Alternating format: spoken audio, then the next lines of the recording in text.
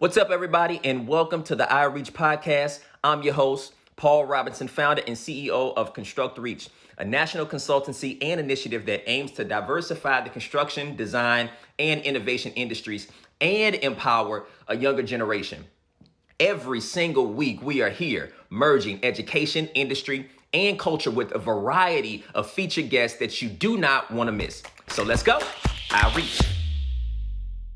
All right, guys. Well, Paul Robinson is back with you once again for another episode. And we've got Jennifer Krein on. She is our program and education manager here at ConstructReach. And today we are going to talk about biases, right? Yeah, that's a heavy topic. We can talk about this all day, but I wanted to make sure that we got a chance to put some emphasis on this, especially as we're looking at how to build healthy organizations and also how biases can just creep in naturally, right? So Jen, thanks for being with us today. Yeah, absolutely, Paul. Thanks for having me. I'm excited.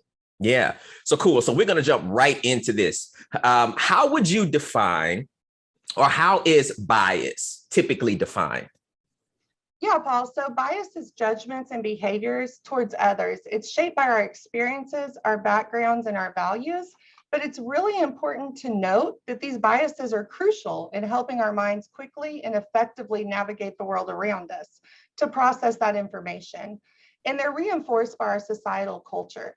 So where this leads to problems is it can lead to discrimination, which harms workplace equality, opportunity, culture, and productivity. Nice. Okay. So when we think about, biases, and it sounds like everybody has them, right? And so it's important for us to be aware or become aware, or for someone to raise the level of awareness, right, that we have in terms of biases. So in terms of unconscious biases, do we typically find that taking place in the workplace? And if we do, how do those become a hindrance to establishing the company culture that you want to have, but just not noticing how some of those unconscious biases are preventing you from doing that? Yeah, absolutely, Paul. That's a great question. So there's a huge misconception that there's no place for bias in the workplace. And that's actually been proven to be wrong. So do you know what it's called when we as a collective society agree to a list of bias and we write them down? You got to educate me now. That's why I'm talking to you. Come on. Yeah, job qualifications. It's really how we group and process information to be able to work throughout the day and process all of the information our brain is taking in. We do this with our grocery list when we categorize how many of us are guilty of, I don't want to go back and forth up and down the aisles. So I categorize based on dairy, based on produce, based on canned goods. You're using bias to collectively make those lists. Another prime example of who uses bias all the time is your Google search bar. That's all they're doing is grouping using bias. So we know the common types of bias that can exist, right? That we're all familiar with, race, gender, generational age. But there's things that are less known that occur daily that can really create havoc in our workplace. Things like affinity bias, or things where it's similarities. So what this could look like is, let's say that you're conducting two interviews, Paul. Let's say you have an interview with Helen and you have an interview with George. You've looked at the resumes and you've said, hey, Jen, I really think George has the skills to be successful in this role. Yeah. Now you conduct these interviews, and let's say Helen comes in and she looks up and she goes, oh, Paul, you went to K-State? I went to K-State too, Yeah, go K-State. My dad went there. It's legacy in the family. Great school. You guys are vibing. You're talking now. Everyone's laughing. The interview starts and you're like, hey, Helen, you asked the question, and she kind of fumbles, right? Mm-hmm. And you stop for a minute and you're like, hey, Helen, it's okay. Take a pause. We're going to restart. Let me know when you're ready. She takes time to compose. You guys restart the interview. You're jiving now. She's laughing at your jokes. You guys are getting along great. And she goes out the door. Now George comes in. George is sitting there. It's a few minutes before your lunchtime. Nothing really sticking out too much. No similarities for you. And you kind of do this as he's talking, that dreaded watch glance that nobody's supposed to see during an interview, but we know kind of happens, right? Right. And now George is just visibly sweating. He's fumbling over his words. He thanks you, you shake hands, and he leaves. So the next day you and I are talking and I'm like, hey, how'd the interviews go? When's George going to start? and you respond, well, actually, I think I'm going to go with Helen. Mm. Now, do you think that you consciously had anything to do with the trajectory of those two interviews? And how they No, I went? can see how that happens a lot, right? Because you find this source of commonality with someone, you feel at ease to a certain extent, and maybe you begin to minimize what you should be a little bit more critical of because of what you're trying to achieve, and I can see how that happens, especially in leadership sometimes. Yeah. Yeah, and absolutely. So the way to really guard against this is to limit one, you were kind of rushed on time with George, right? You were hungry, you were ready to get out of there. So you need to create space for that time and make sure you're dedicating the same space to both of those opportunities. Yeah. That means your mindset, if your belly needs to be full, whatever that looks like, be intentional about that space. Like the worst thing I can ever hear in an interview is, hey, let me squeeze you in. Mm. Those are the worst words you want to hear when someone's scheduling an interview with you. But the way that we really safeguard against that is I might say to you, hey, Paul, why'd you choose to go with Helen? And you might find yourself saying, she's a great communicator, which means, hey, we like the same sports team. She's a Yeah. LeBron fan. Or it might mean, she's a great. That would help. That would help.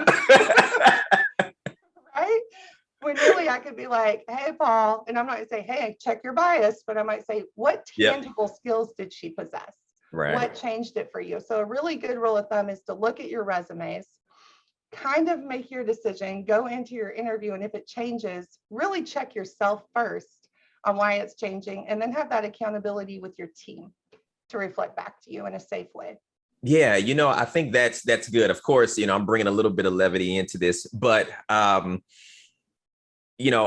we talk about it, and this is the reason that we are talking about it, because I think so many unconscious biases creep into our decision-making process. And oftentimes we don't get a chance to have those biases interrupted, if you will, or we don't have someone reflecting back to us, maybe some of our blind spots that we're just unaware of, because you know what you know what you don't know, and then you don't know what you don't know. And I think sometimes those unconscious biases falls into that category of you don't know what you don't know. So you need a lot of times someone reflecting that back to you or raising that level of awareness so that you can become more informed about how you are going about your decision-making process and how that affects others. Would that be a good summation of that, Jen? Yeah, absolutely, Paul. Yeah. That's exactly what it is. We just really have to be aware. And I think too, a large piece of this is acknowledging that we have bias and acknowledging that it exists, and we're not eliminating bias. We're interrupting bias, right? We're becoming aware and interrupting, because there's a lot of shame that's always encompassed and been associated with admitting bias in the past. Yeah. Now we're using the term interrupting biases, right? And not eliminating bias. Explain why we're using interrupting instead of eliminating. Yeah. So the reason that we really need to understand that bias is essential in our daily life, it is essential in the workplace. We can't go through 155 resumes with a fine-tooth comb. We need those bias or those job qualifications to quickly select and process information.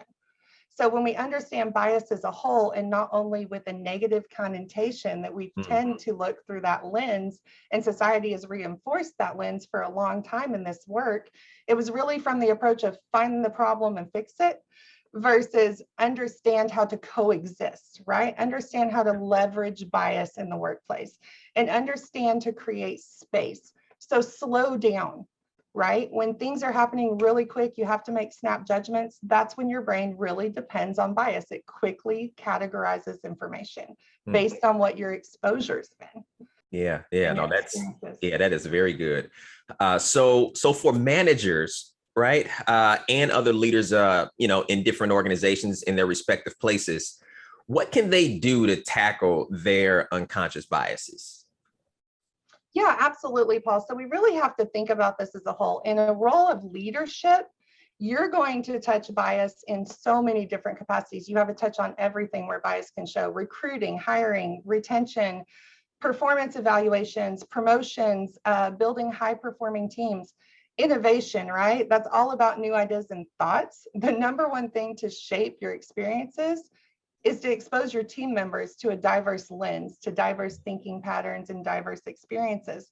So when we look at the effect and the impact that leadership has and bias can play a role in, it's really important to realize it's not just about today and the work we're doing today, but it's about the future. There was a simulation done where 87, so they started out with a 3% bias against women in the Okay. simulation to look at promotions. Yeah. So 47% of women, 50% of men.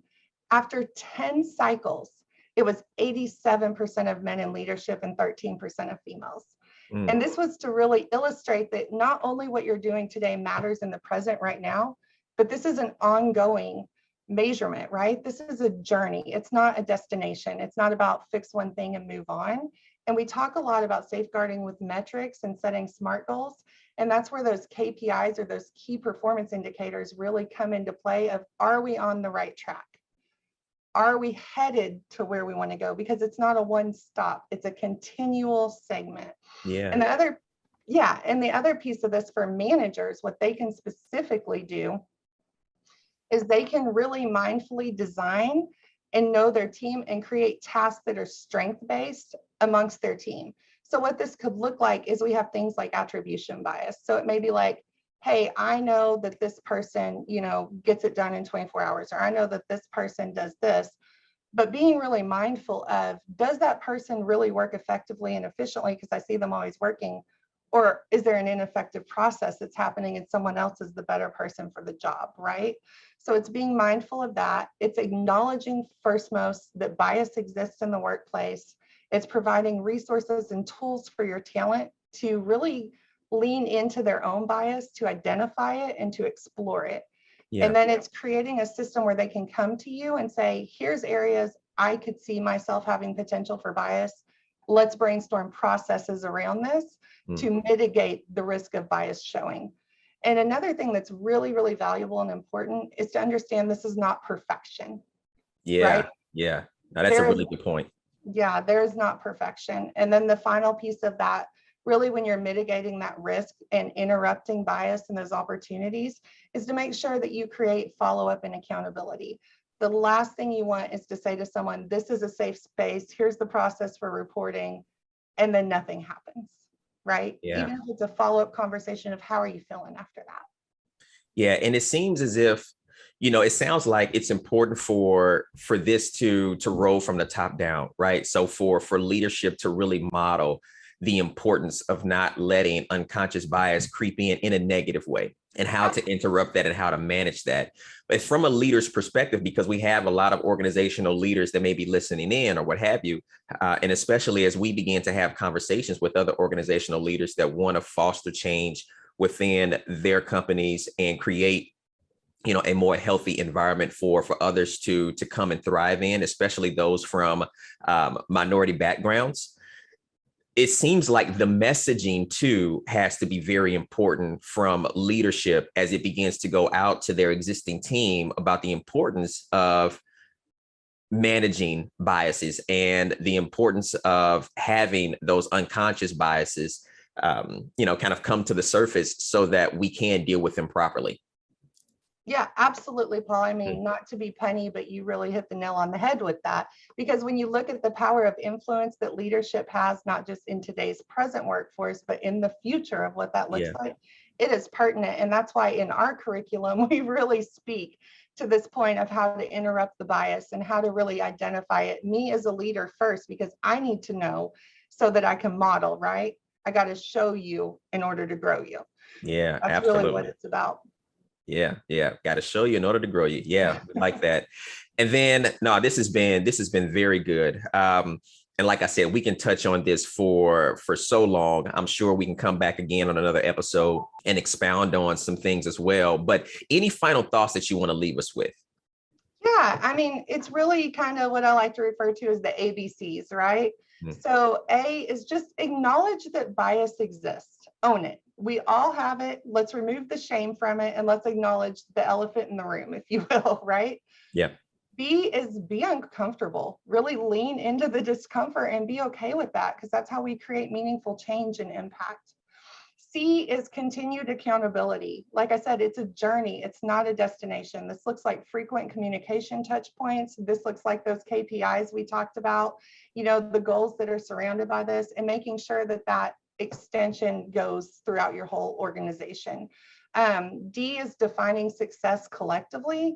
And as an organization, this looks like with our business partners, with suppliers, with other contractors we might work with people that we're building for and our customers, make sure that we speak to what we value and that we define that for them very clearly and level set that expectation. So we're all collectively working towards that and understand what that looks like. And E is everyone plays a role. It takes all of us to create a collective impact and to really work on interrupting bias as a whole. Yeah. No, that is great. Thanks for that, Jen. I mean, you're such a wealth of knowledge. And this is definitely a topic that is worth talking about, right? Because it directly has an impact on the sustainability of a company, company culture, and also just providing opportunities for those who are well qualified, that have the skill set, that have the ability, but just need that chance, right? That equal footing. So thank you, Jen. We appreciate it. We'll definitely be talking again. Absolutely. Thank you, Paul. And yeah, that's what we've learned today, is it's a continued conversation. All right, guys. Thank you. We'll see you next time. Thanks again, everybody, for tuning into our show. Remember, like, share, subscribe to the podcast, and join the movement as we reach to build a better future that we can all be proud of.